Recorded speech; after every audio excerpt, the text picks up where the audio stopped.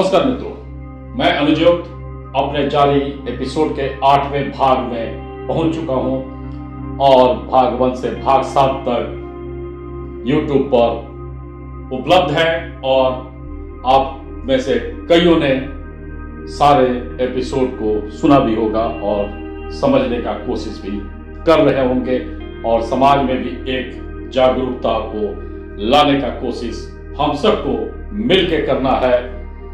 और जो मेरा ये विषय वस्तु है ये है भारत में निवास करने वाली मुस्लिम आबादी पैगंबर साहब के मार्ग को अनुसरण करती है या इस्लामिक शासकों के मार्ग को अनुसरण कर भ्रमित है।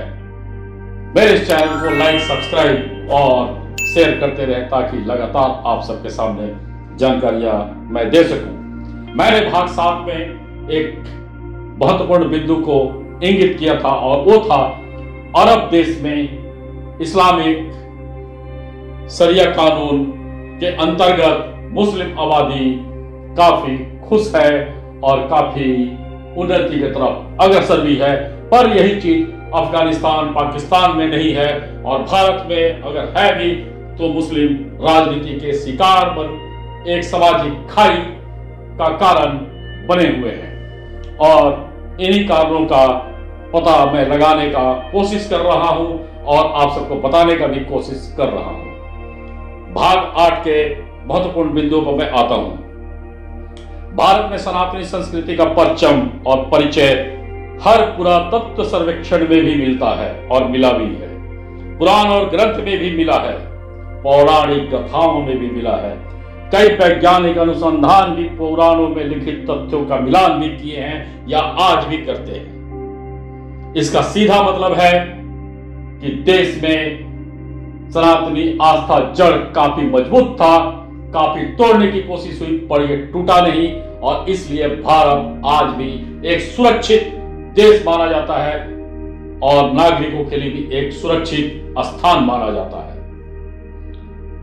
देश में गुलामी, क्रूरता हुई पर सनातनी लोग बिल्कुल जड़ से नहीं फटके, वजूद को पूर्वजों ने भी कायम रखा और आज की पीढ़ी भी खतरनाक राजनीति से अपने आप को बचाने का लगातार कोशिश कर रही है। भारत के मुस्लिम भी किसी न किसी बहाने सनातनी जड़ से घुले मिले रहे।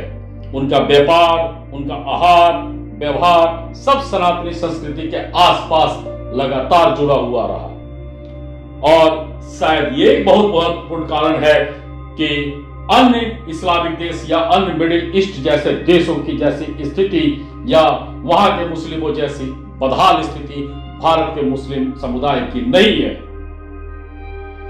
बाहर में आज क्या है, मिडिल ईस्ट में, अफगानिस्तान, पाकिस्तान में आप घर के अंदर बैठे हुए हैं और आप परिवार के साथ नाश्ता कर रहे हैं, खाना खा रहे हैं, मौज मस्ती कर रहे हैं, बाहर बम गिर गया, बाहर गोलीबारी चालू हो गई।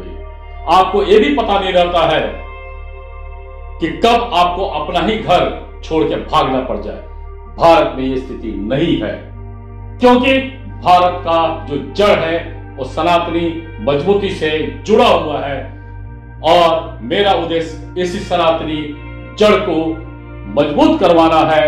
आप किसी भी धर्म या संप्रदाय को माने पर राजनीतिक शिकार से आप बचे, तभी देश निर्माण होगा और भविष्य सुखद होगा और हम सबके बीच में एक सामाजिक सौहार्द भी रहेगा। भाग 8 में इतना ही, इंतजार करिए भाग 9 का। धन्यवाद। I step up to the mic, gonna make it swing. Feel the rhythm in your bones, let the music sing. Got that poppin' beat, gonna make you move. Dancing on the floor in the swinging groove. Clap your hands now, let the trumpets